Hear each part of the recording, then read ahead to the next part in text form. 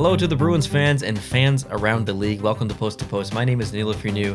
And yeah, we got some news yesterday that Brad Marchand has been suspended. Tuukka Rask announced his retirement. Kind of a big day for the Bruins organization and fan base. Some good, some negative. Actually, both negative, I guess, technically. But the Tuukka Rask thing, I want to talk about that last because although it is a negative thing and he's retiring and stuff, it's also positive because he's such a great guy. And he left a wonderful statement. I'm going to read the entire thing.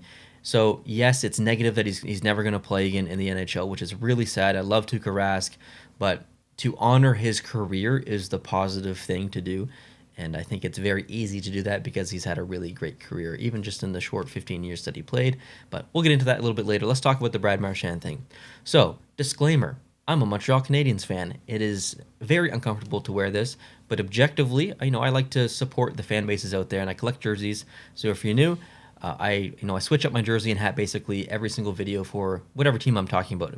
Usually, I also mention that because if you are new, you would maybe assume that I would just jump right on. I hate Brad Marchand. Boston Bruins suck. That's not the case. Okay, since I've started on YouTube, I've actually enjoyed watching Boston play. I went to go see them play live in person in early 2020. Actually going to talk about that a little bit later as well. 10 years ago, Neil hated the Boston Bruins.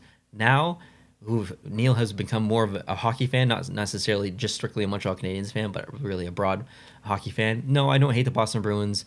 I dislike Brad Marchand, but I think, 98% of the population dislikes Brad Marchand, so that's not unusual. I'm trying to stay objective as possible.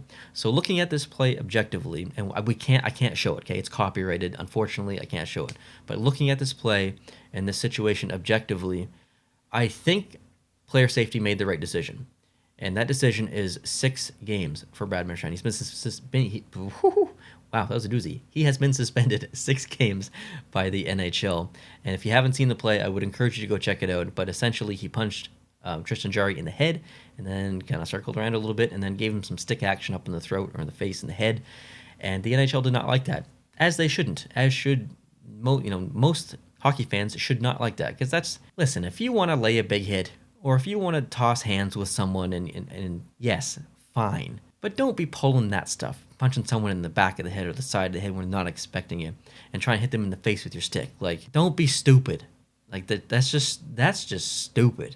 And you'd think he'd learn. He's a repeat offender. He's been suspended multiple times. He's been fined even more, and he just doesn't learn. So, I don't have to sit here and explain to you that Brad Marchand is not the sharpest knife in the drawer. Clearly, he's not. He's got this little switch in his brain that he can't control, and then it just switches, and then stuff happens. And stuff happened. He got suspended 6 games. I think that's reasonable. I think that's the right call. However, it's not the right call at the same time because it just proves that the NHL NHL player safety is so inconsistent. Because if you look at the Tom Wilson thing, I personally objectively believe that Tom Wilson should have got more for what he did during that Rangers game. There are other situations where I think they've been extremely misguided and inconsistent, frustrating. Like there's nothing I can do. There's nothing you can do. That whole department needs to be revamped, I think. There's a lot of opinions going around. That's a video for another time. But I objectively think that the NHL got it right here. I even think that the majority of Boston fans would, for the most part, agree with the suspension or at least agree that Marchand is stupid or made a stupid play there. But I understand why he did it at the same time because what some of the video doesn't show is that Jarry kind of gave a bit of a poke, a bit of a spear into the guts of I can't remember who it was. Because of that, I feel like Brad Marchand wanted to get some payback a little bit. But what I was really surprised to see is that even after he punched Jarry in the head, the Pittsburgh Penguins players didn't really do anything. Sidney Crosby kind of grabbed Marchand from behind and pulled him back. But hey, listen, they're 2 Nova Scotian boys, okay? They actually know each other quite well in real life. So I'm not expecting them to throw hands or anything. But what about the other guys on the ice? How come no one stood up for Jarry? And then again, when he put the stick in the face, no one. I mean, the ref is right there, but still, give him the beans, guys. Like, come on. So it reminded me a lot of the Montreal Canadiens drama situation where, was it Cassian who hit the goalie or whatever, and no one came to the rescue. Petrie just kind of like skated over and did nothing. disappointing. So yeah, yes, I agree with the suspension, but I also agree that the NHL player safety is totally inconsistent. So let me know what you think about this situation down below in the comment section. Now let's transition over to Tuukka Rask. I want to jump right in and read his statement here because it's very well said, and then we can have a little discussion after the fact. So I'm going to bring it up on the screen and read through it. So here it goes. Today is the day I hoped would never come, but now that it's here, I feel I owe it to everyone to hear it from me. When I made the decision to have surgery on my hip last summer, I did so knowing that the road to recovery would be challenging. I also knew that it was something I would have to do if I wanted to give myself the best chance at playing my best hockey again. The rehab, the workouts, the practices, all of it was with the intention of getting back to where I needed to be to help my teammates win games and make another run at the Stanley Cup. Over these last few weeks, I've realized that my body is not responding the way it needs to me to play at the level I expect from myself and my teammates and the Bruins fans deserve. Therefore, it is with a heavy heart that I announce my retirement from the game of hockey. While I am sad to say goodbye to the game that I love, I am so very thankful to have shared these last 15 years with the greatest teammates and fans in the best sports city in the world.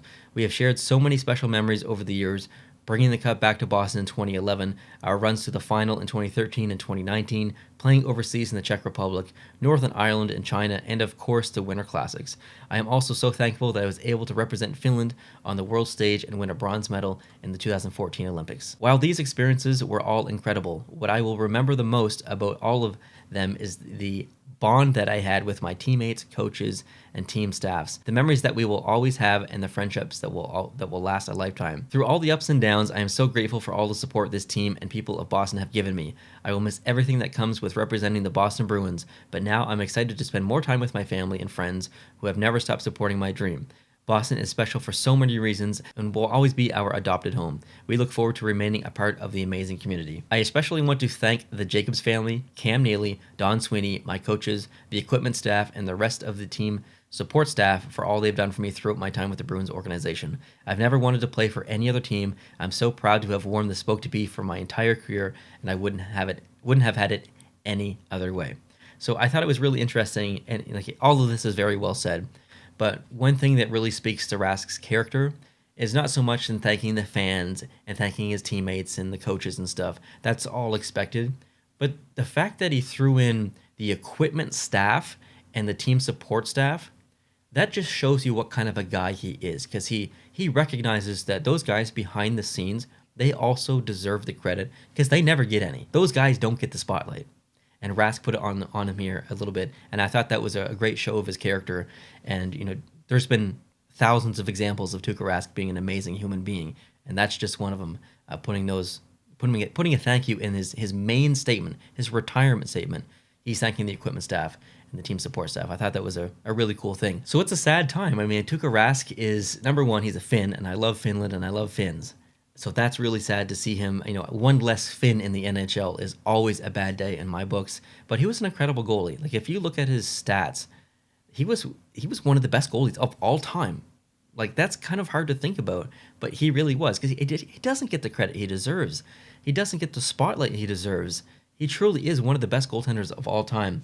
I've never seen him play. However, the game that I did go to in 2020, January 17th, 2020, it was Boston versus Pittsburgh, and he didn't play that game. Halak played the game.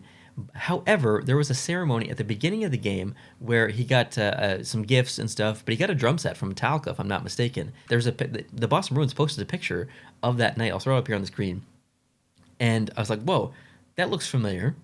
That's got to be the same night. Like, I was there for this game. Like, that's crazy. And it's, you know, sure enough, it was. That's what this photo is from. So I thought that was pretty cool. But I'm gonna miss him. Like, I'm a Canadiens fan. I'm not a Bruins fan. But I really like Tuukka Rask individually as a person and as a hockey player.